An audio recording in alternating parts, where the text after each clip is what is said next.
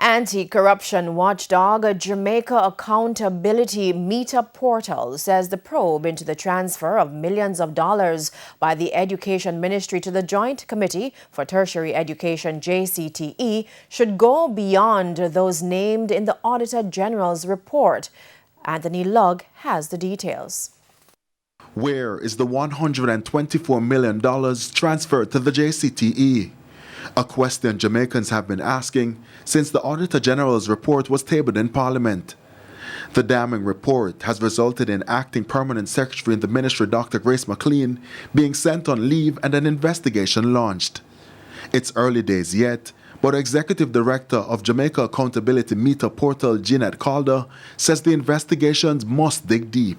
We need to find out the hands of every public official that was a part of the transfer of these funds. It cannot be done solely by a permanent secretary or by a chairman of a board who doesn't sign on anything related to a bank account in Jamaica. The Minister of Education has done her job in asking the Auditor General to do their job. Those 155 Jamaicans who work there have done their jobs. Now, as the Auditor General has said, her colleagues in the other state watchdog entities, the Integrity Commission and the MOCA, have to pick up the baton where she has left off.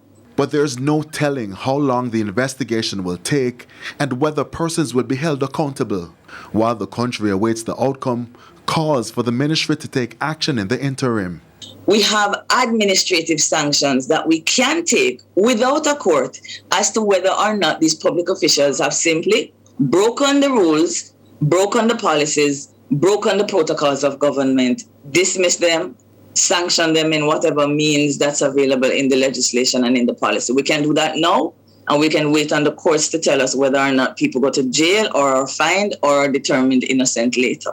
We don't have to wait 1 or 2 years for the results of those investigations to act today. The Education Ministry has been plagued by repeated instances of public officials abusing privilege, and with yet another matter of alleged mismanagement of state funds, there have been questions about whether the laws need more teeth. We're spending this year $923 million, I think, on the Auditor General's Department, $938 million on the Integrity Commission, $1.2 billion on MOCA. That's $3 billion. We have to get value for money. And if with that amount of spend and experts that we are not able to determine when a crime has been committed and a breach and when someone has to be held accountable, and we can't get value out of that $3 billion, then we have a much bigger problem than we do have. And I put it to you that it can be done. It is a matter of will. Anthony Lugg, TVJ News.